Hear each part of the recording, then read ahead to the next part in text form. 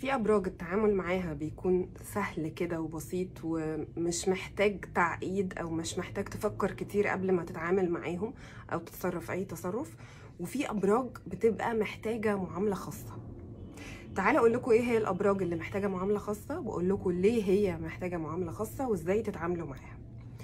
أول برج ومن أكتر الأبراج اللي محتاجة معاملة خاصة هو برج الحمل.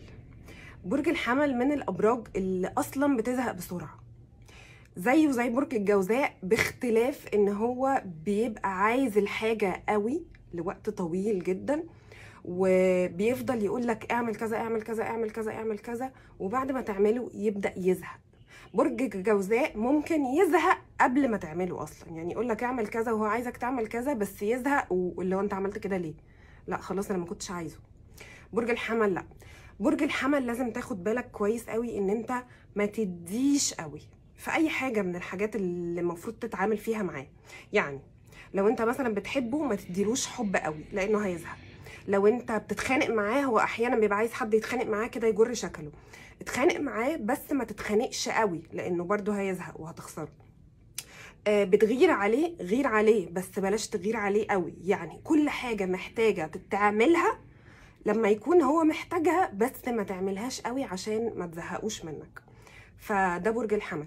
تاني حاجة كمان مع برج الحمل، ان برج الحمل من الابراج اللي بتبقى عايزة اللي قدامها. يعني لو انت مثلا عندك حد من برج الحمل لازم تتعلم تاخده على قد عقله، ريحه.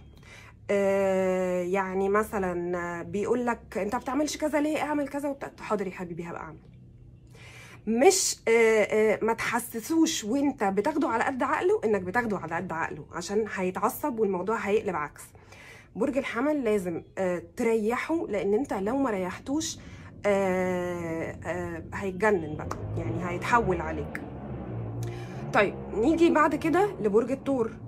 برج الثور حاجة من الحاجات اللي لازم تتعلم تتعامل معاه فيها عشان ما تخسروش، هي انك مثلا انت عايز تناقشه في حاجة او عايز تعترض على اي حاجة هو بيعملها. خلاص انت دلوقتي مش عاجبك رأيه او شايفه مش صح، وعايز تقول له ان رأيه مش صح. هتقول له انت رأيك مش صح؟ لا طبعا. هتقول له ايه؟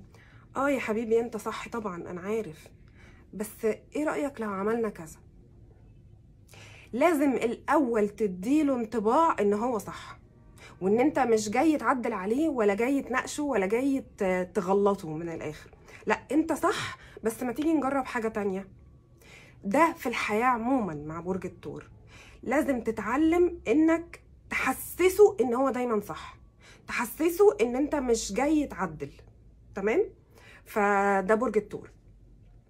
برج الجوزاء هو انت مش هتعرف تعامله لا معامله خاصه ولا معامله مش خاصه. هو برج الجوزاء انت لو مش على هواه خلاص هو هينساك وهيطلعك من حياته. فانت لو اتشقلبت مش هتعرف تلاقي الطريقه الصح اللي تتعامل بيها معاه الا لو هو قالها لك.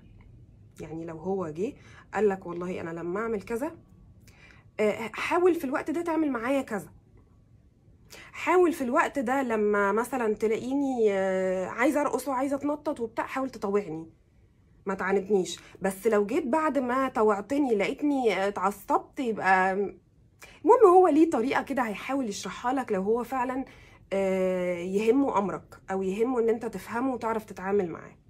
فبرج الجوزاء هنخرجه خالص من قائمه الناس اللي عامله اللي عايزه تتعامل معامله خاصه، لان هو مش هتنفع معاه معامله خاصه.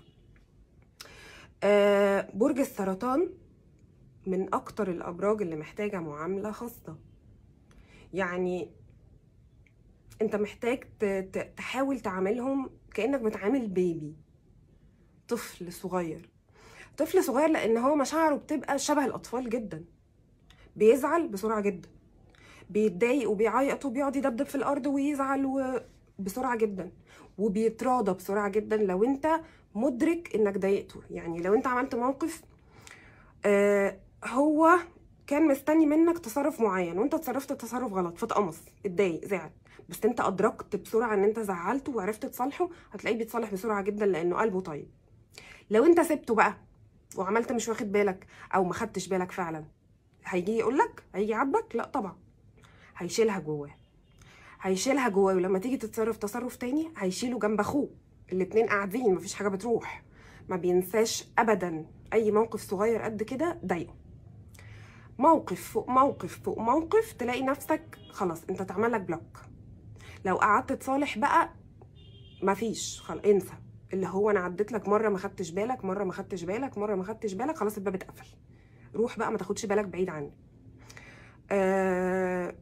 قماص جدا، لانه بياخد كل حاجه على مشاعره قوي، بيحط نفسه مكان الناس وبيبقى مستني ان هو يتعامل بنفس الطريقه اللي هو بيعاملهم بيها.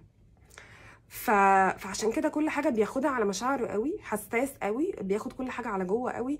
فحاول تخلي بالك من الحته دي. طيب برج ايه كمان محتاج معامله خاصه؟ برج الميزان.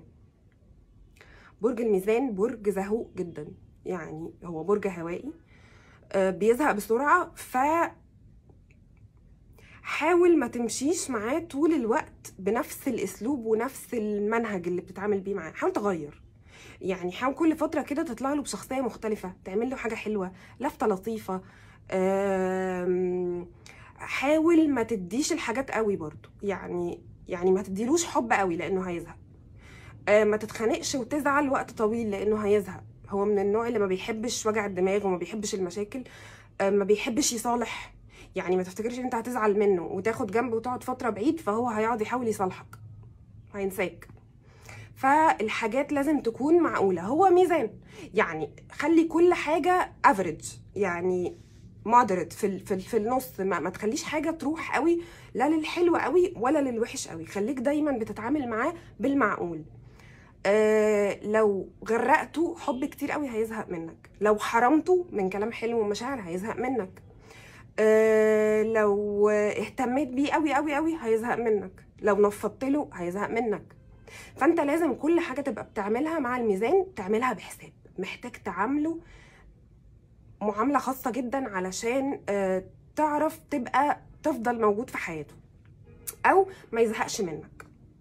بعد كده برج العقرب.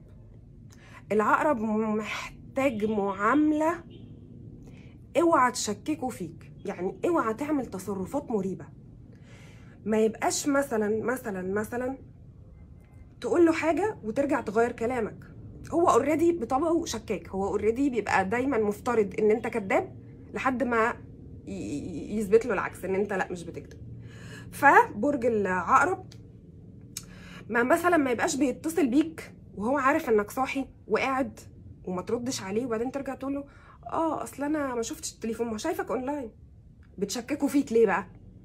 يعني قول له خلاص ما كنتش عايزه ارد، لكن ما تقولوش اصل انا ما كنتش قادر، اصل انا ما كنتش شايف، اصل انا كنت بعيد. هو بيعرف يعني بيعرف الحقيقه، بيعرف، ولو بتكذب عليه هيعرف. فما يتصلش بيك مثلا الفجر، لو اتنين مرتبطين مثلا وهي كلمتك، اتصلت بيك الساعه 4 الفجر وتقول لها اصل انا برغي مع واحد صاحبي. مين بقى صاحبك اللي انت بتكلمه الساعه 4 الفجر ده؟ معلش مين؟ وما تردش عليا ليه؟ عشان صاحبك بيغير؟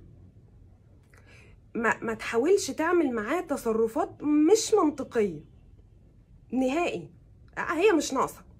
حاول تبقى واضح، حاول تبقى مريح. اللي هو مثلا حسيت ان هو بدأ يشك كده، حاول تطمنه. لقيته مثلا بيبص في موبايلك، او بلاش بيبص في موبايلك، عشان انا كدينا انا مش بقتنع خالص بانه حد ينفع يراقب التاني او يبص في تليفونه. بس مثلا في حاجه مش مريحاه، بتنزل كل يوم الشغل وبتتاخر، حاول مثلا في الوقت اللي انت هتتاخر فيه تتصل بيه، يعني تتصل بالشخص التاني اللي هو العقرب، تطمنه، تحسسه ان انت معاه. يعني انت مشغول وبتتاخر وكل حاجه، بس انت معاه، انت مش ناسيه. دور على الطريقه اللي هتطمنه بيها، دور على الطريقه اللي هتريحه بيها. حاول تكون مش مريب.